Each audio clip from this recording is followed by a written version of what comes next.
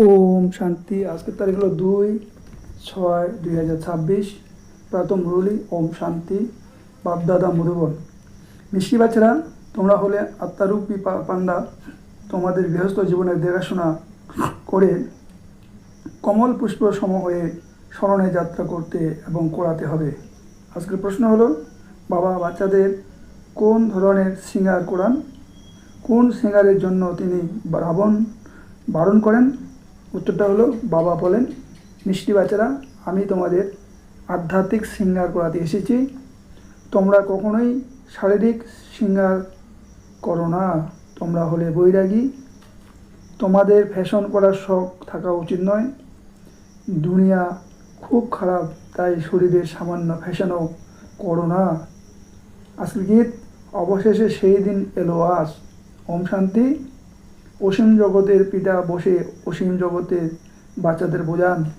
অসীম জগৎ অর্থাৎ জাগতিক কিছুই নয়। এখানে কত বাচ্চা, এত অগন্তি বাচ্চা, একই বাবা যাকে রচয়িতা বলা হয়, ওরা হলো জাগতিক বাবা, আর ইনি হলেন অসীম জগতের আত্মাদের পিতা। ওরা হলো জাগতিক শরীরের বাবা, আর ইনি হলেন অসীম জগতের আত্মাদের একমাত্র বাবা, যাকে ভক্তি মার্গে সব আত্মারা স্মরণ করে। বাচ্চারা, তোমরা জানো যে যেমন ভক্তি মার্গও আছে, তেমনই সাথে সাথে রাবণ রাজ্যও আছে। এখন মানুষ ডাকতে থাকে আমাদের রাবণ রাজ্য থেকে রাম রাজ্যে নিয়ে চলো। বাবা বোঝান যে দেখো, দেবী দেবতা যারা ভারতের মালিক ছিলেন, এখন তারা আর নেই। তারা কে ছিলেন? এখন এও তোমরা জানো, আমরাই সূর্যবংশী চন্দ্রবংশী ঘরানার মালিক ছিলাম। এখন আর তা নেই। তারা কে ছিলেন এও তোমরা এখন জানো, আমরাই সত্যযুগী সূর্যবংশী ঘরানার মালিক ছিলাম। রাজা রানী তো ছিল, তাই না?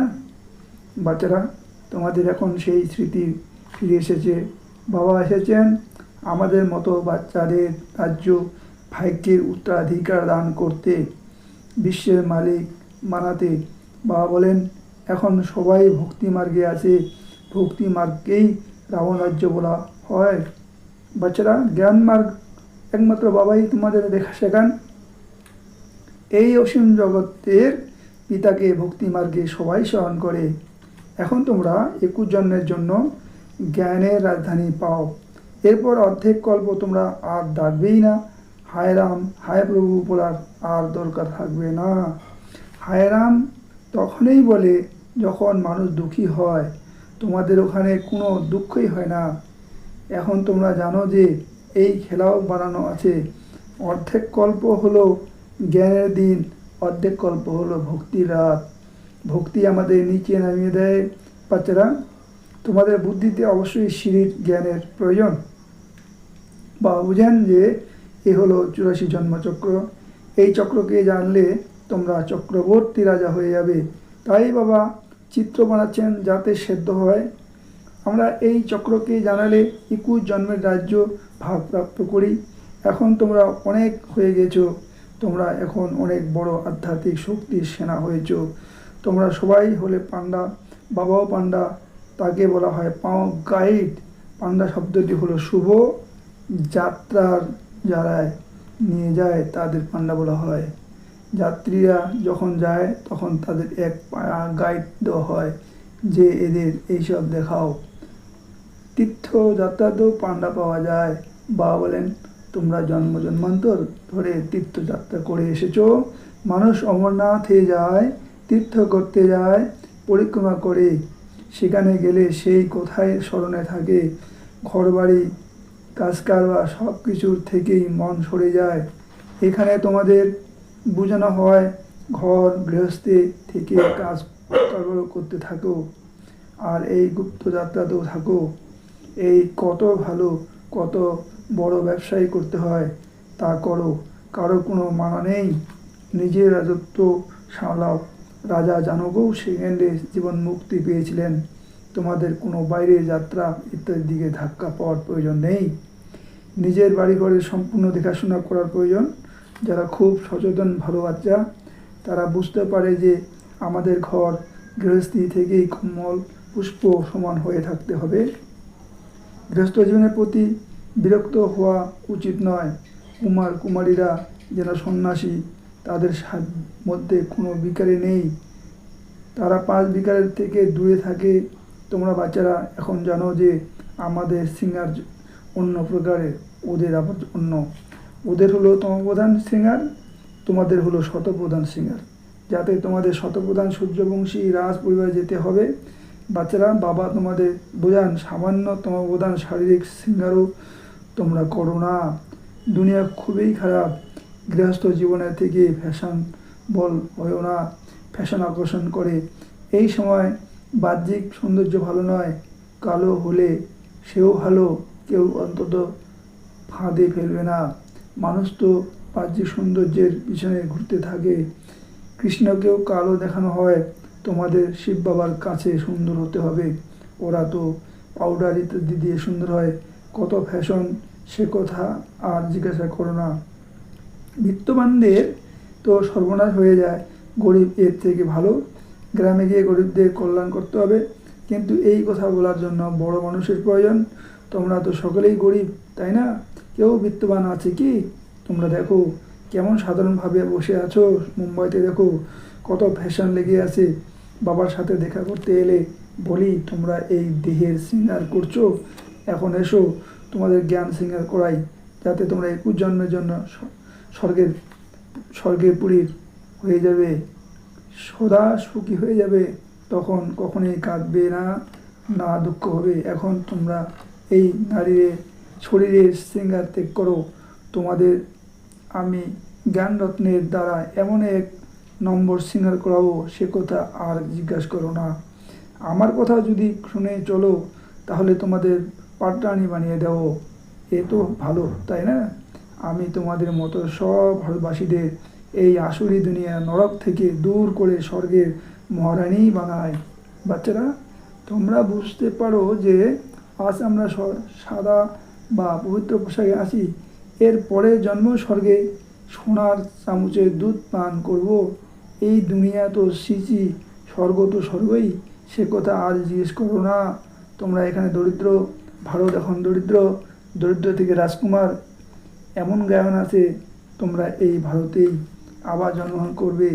বাবাই আমাদের স্বর্গের মালিক করেছিল। এই হলো রাত দিনের তফাৎ। মহান গরিব, যাদের খাওয়ার জন্য কিছুই থাকে না, তাদেরই দান করা হয়। ভারতেই হলো মহান গরিব। বেচারারা এও জানে না যে এই সময় সব অনুদান দিনে দিনে সিঁড়ির নিচে নামতেই থাকে। এখন কেউই সিঁড়ি দিয়ে উপরে উঠতে পারে না। 16 কোলা থেকে 14 কোলা, তারপর 12 কোলা নিচে নামতেই থাকে। এই লক্ষ্মী নারায়ণও প্রসঙ্গে 16 কোলা সম্পূর্ণ ছিল, তারপর 14 কোলা নেমে যায়, তাই না? এও খুব ভালোভাবে মনে করতে হবে। সিঁড়ি দিয়ে নামতে নামতে সম্পূর্ণ পতিত হয়ে গিয়েছে। এরপর কে স্বর্গের মালিক বানাবে? এই ওয়ার্ল্ডের হিস্ট্রি, জিওগ্রাফি পুনরাবৃত্তি হবে, এও সবাই বলে থাকে, কিন্তু এরপর কোনো হিস্ট্রি জিওগ্রাফি হবে এ কেউই জানে না। শাস্ত্র তো লিখে দিয়েছে এই সত্যযুগের আয়ু 1,00,000 কোটি বছর। জিজ্ঞেস করো সত্যযুগ কবে আসবে, বলবে এখনও 40,000 বছর বাকি আছে। তোমরা সিদ্ধ করে বলো যে কল্পে আয়ু 5,000 বছর। ওরা তো কেবল সত্যযুগকেই 1,00,000 বছর দিয়ে দিয়েছে। এ তো ঘোর অন্ধকার, তাই না? তাহলে মানুষ কীভাবে মানবে যে ভগবান এসেছেন? তারা মনে করে যখন এই কলিযুগের অস্ত হবে তখন ভগবান আসবেন। তোমরা বাচ্চারা এখন এইসব কথা বুঝতে পারো। বিনাশ সামনে উপস্থিত।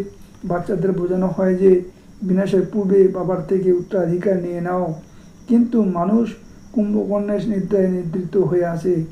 তাহলে বেচারা হায় হায় করে আর মরবে।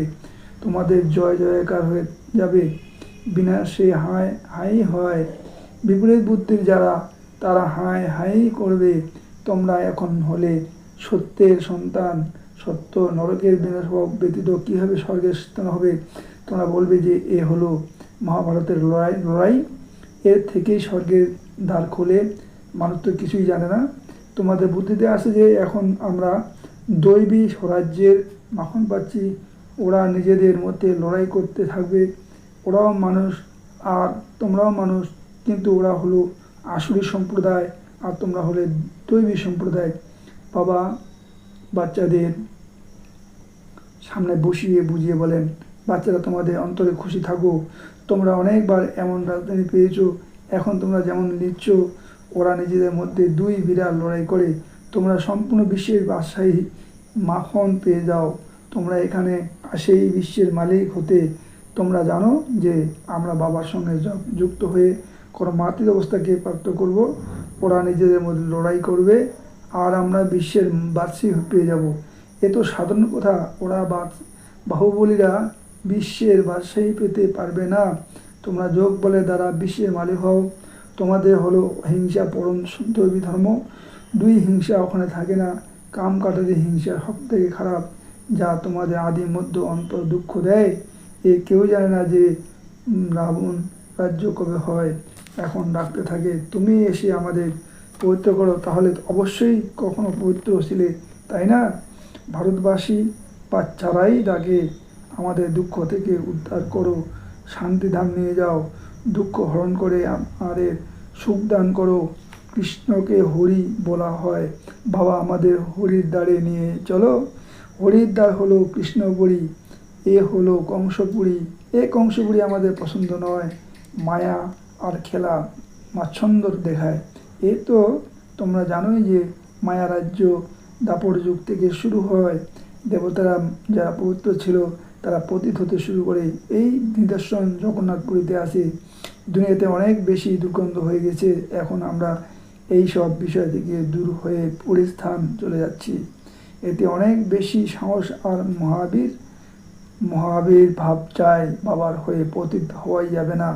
ওরা মনে করে স্ত্রী পুরুষ একত্র থাকবে আর আগুন লাগবে না, এ হতেই পারে না। তাই হাঙ্গামা করে যে এখানে স্ত্রী পুরুষকে ভাই বোন বানানো হয়। এ তো কোথাও লেখা নাই, জানা নেই যে এখানে কি জাদু আছে। তোমরা ব্রহ্মকুমারীদের কাছ যাবে আর বেশ তোমাদের ওখানে বেঁধে রাখা হবে, এমন এমন করে ওখানে ভুল বোঝানো হয়। এও ড্রামাতেই লিপিবদ্ধ আছে। যার পাঠ থাকবে সে সেভাবে হোক, যেভাবে হোক সে এসে যাবে, এতে ভয় পাওয়ার কিছু নেই। শিব বাবা তো জ্ঞানের সাগর, পতিত পাবন আর সকলের সদ্গতিদাতা। তিনি ব্রহ্মার দ্বারা পতিত আত্মাকে পবিত্র করেন। এ শব্দ এমন বড় করে লেখো যাতে যে কেউ এসে পড়তে পারে। পবিত্রতার উপরেই কত বিঘ্ন উৎপন্ন করে। বাবা বলেন, বাচ্চারা কোনো দেহদারি প্রতীক মোহের রং লাগা উচিত নয়। কোথাও যদি মোহের রং লাগে তাহলেই আটকে যাবে। এ তো মা মারা গেলেও হালুয়া খাও। বাবা সামনে বসিয়ে জিজ্ঞেস করেন, কাল তোমাদের কেউ মারা গেলে কাঁদবে না তো? চোখে জল এলেই ফেল করে যাবে। এক শরীর ত্যাগ করে অন্য শরীর ধারণ করলে এতে কান্নার কি আছে? অন্য কেউ শুনলে বলবে, মুখে তো ভালো কথা বলো। আরে ভালো বলি, সত্যযুগে কোনো কান্নাকাটি থাকে না। তোমাদের এই জীবন তার থেকেও উঁচু। তোমরা সবাইকে কান্নার হাত থেকে বাঁচাও, তাহলে তোমরা কীভাবে কাঁদবে? আমরা পতিতকে পেয়েছি যে আমাদের স্বর্গে নিয়ে যান, তাহলে নরকে নামানোর জন্য আমরা কেন কাঁদব? উত্তরাধিকার নেওয়ার জন্য বাবা কত মিষ্টি মিষ্টি কথা শোনান। এই সময় ভারতে কত কল্যাণ হয়ে গেছে, বাবা এসেই কল্যাণ করেন। ভারতকে অবনমিত দেশ বলা হয়। সিন্ধুর মতো ফ্যাশনেবল আর কিছুই নেই।